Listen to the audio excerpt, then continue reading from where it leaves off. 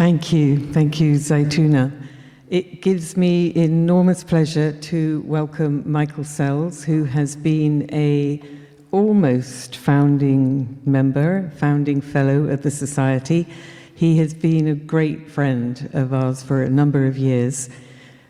He's about to produce a full translation of the Tarjuman. His selection of poems are available outside, but he's working on a full translation which will be available next year, we hope.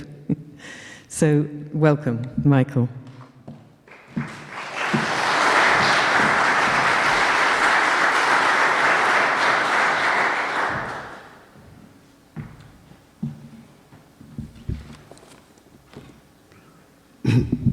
It is a blessing to be here with you and to be among new friends and old friends. And I recall my first talk and participation with the Ibn Arabi Society here many years ago, I think about 1990. And I've been back a couple times, and these moments for me are moments of inspiriting. They are moments when things come together in certain ways that are deeply related to the works of Ibn Arabi and to the long-term work of the Ibn Arabi Society, and through their extraordinary journal especially.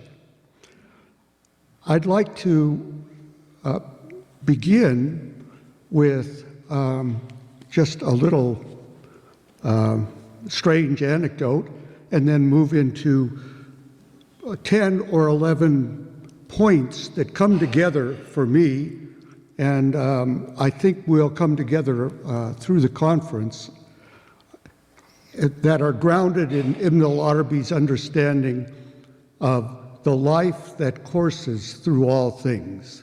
El-hayat as-sariya fil ashya. The anecdote, which really doesn't relate in any scrutable way that I can understand to the talk tonight, was my arrival in Oakland after a truly beautiful flight across the desert and down Yosemite Valley. Getting on near the information booth in the airport, and as I was going toward the information booth, there was another booth set up right in front of it, and there was a sign that said, "Is Satan real?" And so I didn't get that information, but I managed to get here, and I'm still thinking about that question. It is, of course, a very profound question, but I want to really talk about Ibn al-Arabi's notions of nested realities and nested agency. So the life that is coursing through all things, that is given through a word and through a spirit. And in the process of the giving of that life, various agencies come up. Is it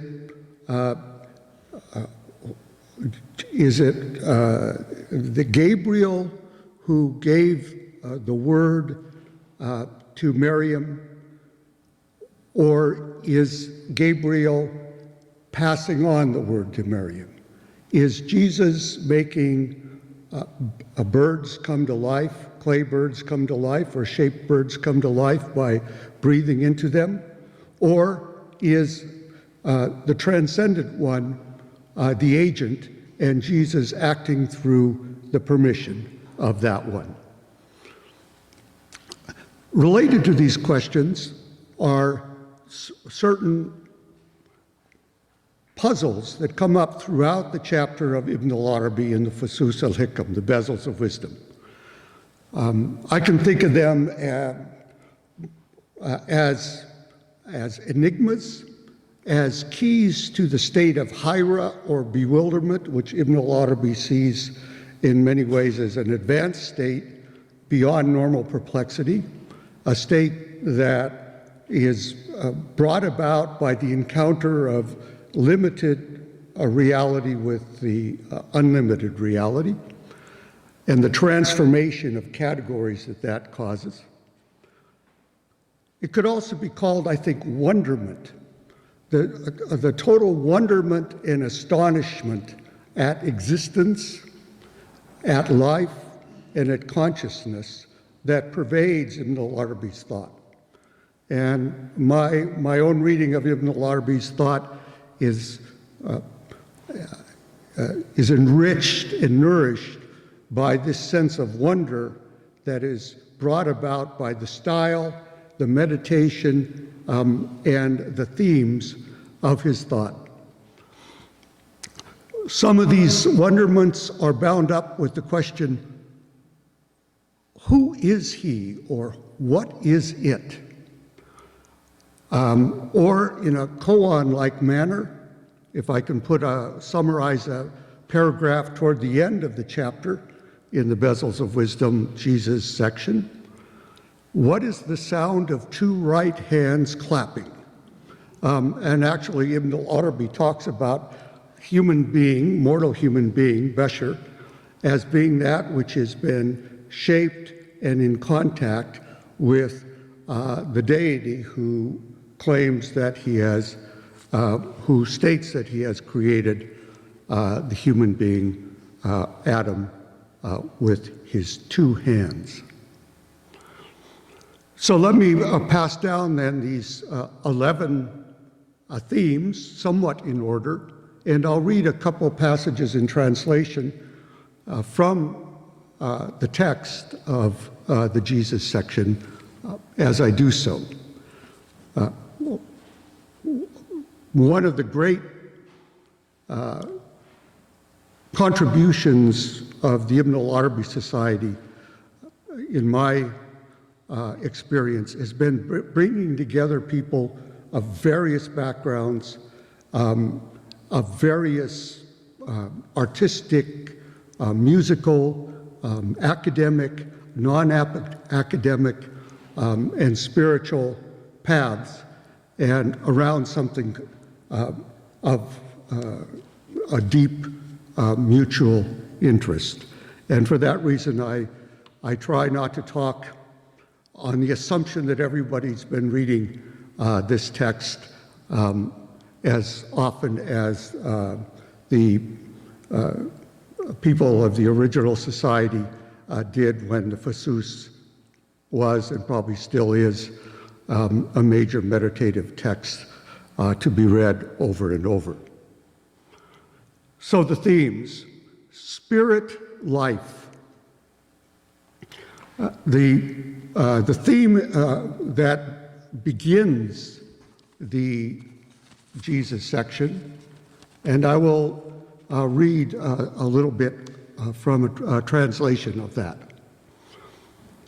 From the water of Mary, or the breath of Gabriel, in the form of a mortal given existence from clay, the spirit was created in a self purified from the nature they call Sijin. So his dwelling with it was prolonged and exceeded 1,000 years by decree, a spirit from Allah, from no other, thereby bringing the dead to life and raising up birds from clay. And thereby his relationship with his Lord holds true, through which he affects the high and the low. Allah purified him in body and made him transcendent in spirit, and formed him as an exemplar in the act of creation. These lines in the form of Arabic verse open the chapter. Know that it is in the nature of spirits that they never touch a thing without bringing it to life, so that life courses through it. For this reason, as Samari grasped a handful from the trace of the messenger, who is Jibreel, peace upon him, and who is spirit. This is an allusion to the story of the idolatrous calf as told in Surah 20 of the Qur'an. When Musa, the prophet Musa, is meeting with the Lord, he goes ahead of his people, and the Lord tells him that in his absence, they have been led astray. When he comes down and finds that they have broken the compact and that they have made this idolatrous calf, he confronts Aaron and confronts them. And they say, well, El Samari suggested this to us, or cast this word into our minds. And later on, when Musa confronts Samari, he says, what is your response, Samari? And Samari said, I discerned, the word is from basar, a deep kind of discernment. I perceived or discerned what others did not. And that is, wherever the trace of the messenger is, there is life. So I took a handful or a pinch. There are two readings, qabda or qabsa, and from that trace and cast it. And that can either be read cast the idea or cast it onto the form of the calf. So Samari, although he caused this or was partially responsible for this grievous error, was able to do that because he saw a reality, that where the messenger passed, there is the power of life, and even in the other, the trace, and by taking some of that power and throwing it upon the form, the bodily form of the calf, he was able to cause it to make a lowing sound. So Ibn Arabi, with this assumption that we all know this story well in mind, says he seized a handful from the trace of the messenger, whether sod or dod, that is a handful, qabda, or a pinch, qabsa, and cast it upon the calf, and the calf lowed, for the sound of cattle is lowing. Had he made it in another form, it would have taken on the sound of the form in which it was made. In other words, this power of the messenger, who Ibn Arabi says is Jibreel, although the commentators talk about whether it could be Musa because it's not specified in that part of the surah. Because Jibreel is the ruh, spirit, and spirits have this, wherever they touch, their course is life. Ibn Arabi then views it, this spirit as having a life-giving or enlivening power, but that power is, what comes out of that power is dependent on the form on which it's cast. Had he made it in another form, it would have taken on the sound of the other form in which he made it, like the groaning of a camel, the bleating of a sacrificial lamb, the baying of sheep, the voice of a human being, or speech or word. Ibn Arabi then, in his way of sometimes using earthy or humorous anecdotes, also mentions that if that there was a certain kind of question of what Jesus would have been turned out to be like under different circumstances. So that, going back to the story of Mary, when Jibreel, or the Ruh, as it said in the Qur'an represented itself to Mary as a human being, as a man, clearly by her reaction of fear. It was a male. She imagined that he was a man wishing to lie with her and asked Allah's protection from him with all her being, that he might free her, knowing that such an affair was forbidden. This brought a perfect presence with Allah. This total prayer that consumed the entire being of Maryam, for Ibn Arabi, becomes a ruh ma'anawi, which Conner Dudley suggests is a spirit that is beyond all forms. It's all the form has been burned up, as it were, within the power of the petition and seeking refuge with God.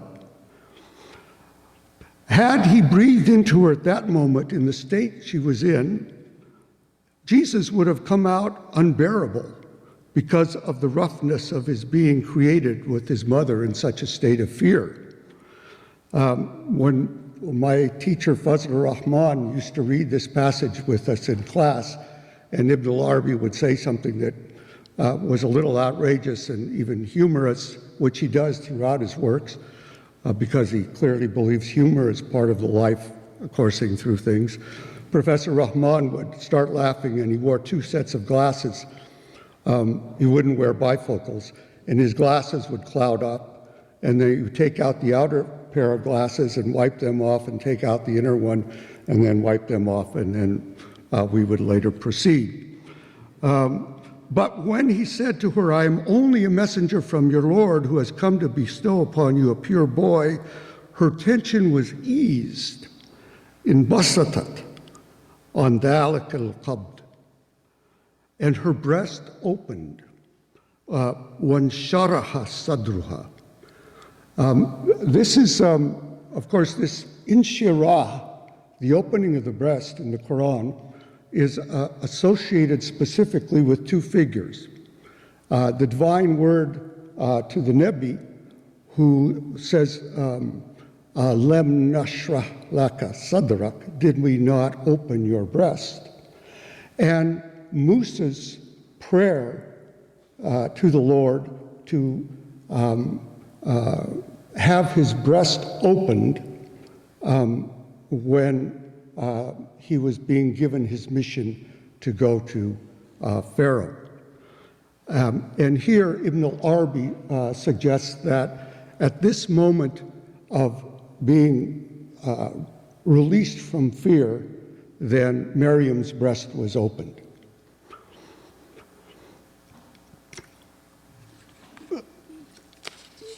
Jibreel was bringing the word of Allah to Maryam,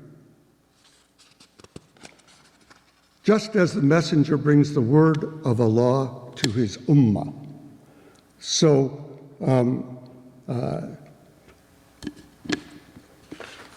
the parallel between the word of God given to Maryam, which of course resulted in the conception of Jesus, and the word of God by the prophet to the ummah. And of course that, in many ways, being the Qur'an, because the prophet is transmitting naqil, the word of God, is for Ibn Arabi stressed here.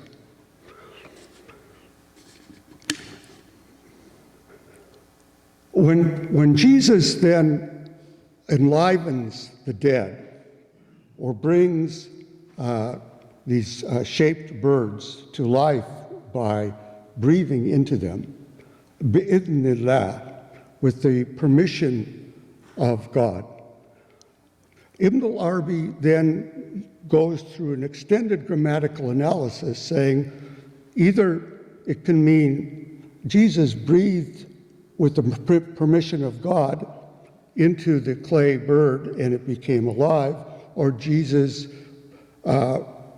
breathed into the bird and it became alive by the permission of God. This grammar is, as I read it, not simply a syntactical or grammatical question. It's a deep reading of all the Quranic passages in which this agency is doubled. So when Musa goes before Firaun and starts speaking to Firaun, Firaun says, "Who is this Lord of the two of you, you and Harun, O Musa?" And Musa starts speaking in a very human voice, but soon is suddenly speaking in a very powerful, cosmic, prophetic voice about realities.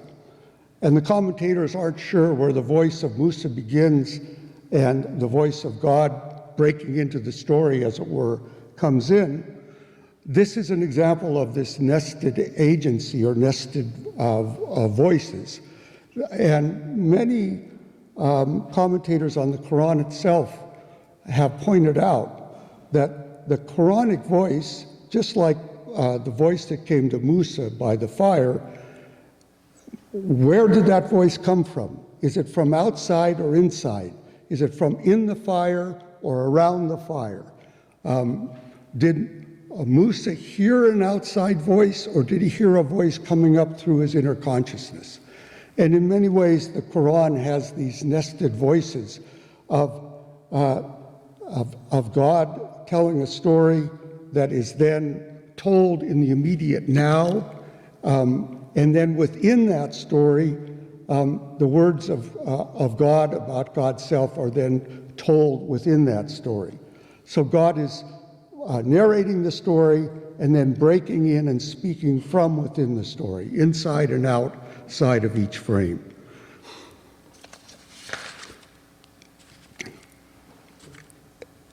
I'm going to very much determined to adhere, inshallah, to the time guide, and I'm hoping to get a signal when I have 5 minutes left to go. All right, thank you. Keep going all night with that. Thank you. After talking about the unique role of Jesus among human beings, Ibn Arabi mentions that unlike humanity at large, or Adam at large, in which God shaped the clay and then breathed into that shape to bring el-insan, humankind, into existence. In the case of Isa and Maryam, there was no preformed material shape, but that material shape came about within the gestation within Maryam as the Spirit coursed through her, what Ibn Arabi calls the spiritual waters or the notional waters, and as her material waters flowed. And Ibn Arabi is quite open about the sexual correspondences. Not that this was a sexual act in a literal sense, but that Ibn Arabi says that the pattern that was set was according to the way forms and realities normally work, and in that sense, conception is brought through the union of the waters within the woman and the waters within the man. And that union in the case of Jesus then is singled out by Ibn Arabi as something particularly inherent within the actual generation within the womb of Mary, in a way that wasn't the case with the rest of humanity in the creation story.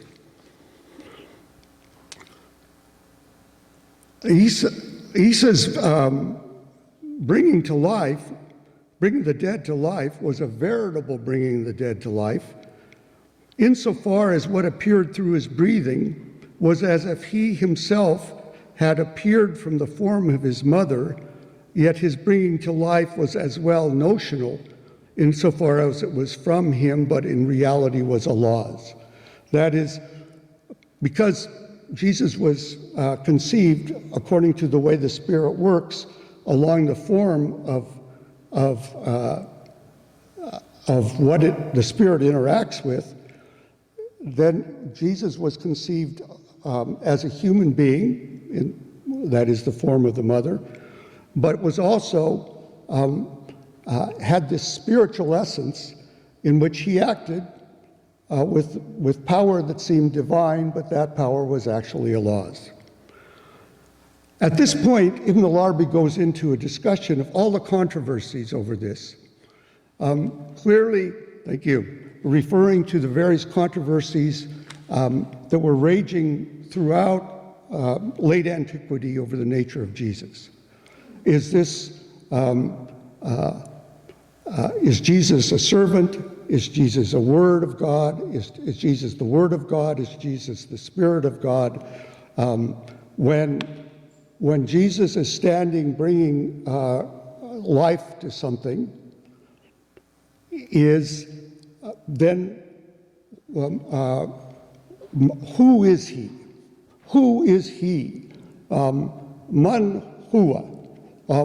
And Ibn Arabi says there are those who hold one, there are those who hold the second view, there are those who hold the third view, perhaps a reference to the various sects as they were known in Islamic thought, Jacobites, the Nestorians, and the Melkites.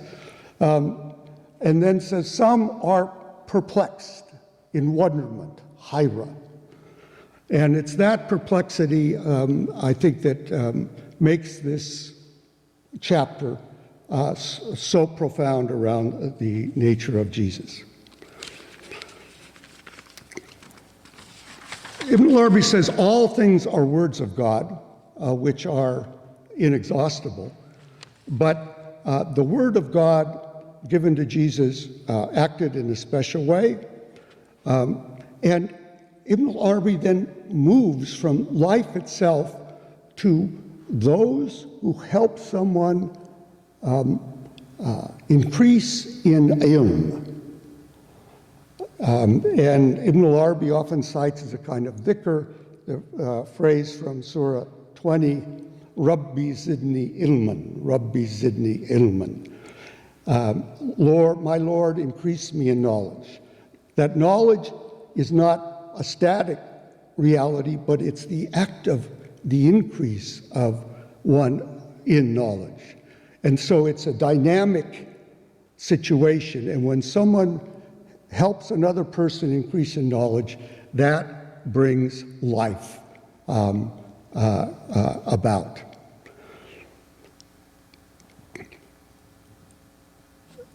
Let me just conclude then, after skipping over a couple points about the interrelationship between the divine commander and the one who prays a petition and says, Lord, forgive me, or Lord, help me, because those are commands as well, and the interrelation between the divine and the human in this interaction of prayer. Ibn Arabi concludes with an analysis of the chapter of Al-Ma'idah, where it ends toward the end, Jesus, who's been interrogated and said, did you say, in fact, that you are the Son of God, et cetera, et cetera. And earlier on, Jesus had said, my Lord, if I had said such a thing, you would know it. And Jesus says, so what is this question that God is asking, since God would know the answer better than Jesus himself? And Jesus brings that up. And then in referring toward the end of the chapter, there's the statement, Lord, if you punish them, they are your servants, and if you forgive them, you are the Aziz, the Hakim. The Hakim being the all-wise, the Aziz being a term that means all-powerful but also very intimate. As in present-day speech, one could say Azizi. And Ibn Arabi says that the Prophet spoke those words continually, over and over and over, because if there's a silence, then the answer could move toward the side of wrath or non-forgiveness. And so that the Prophet's continually saying those words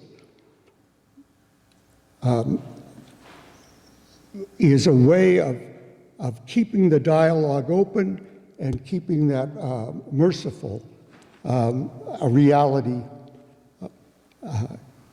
at hand in the dialogue of petition. And as Ibn Arabi states throughout his work,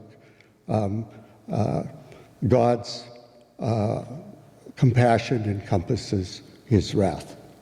So these are some thoughts.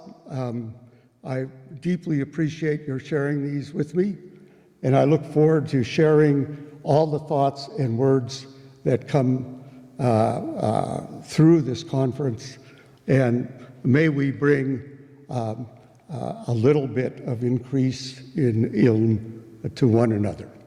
Thank you.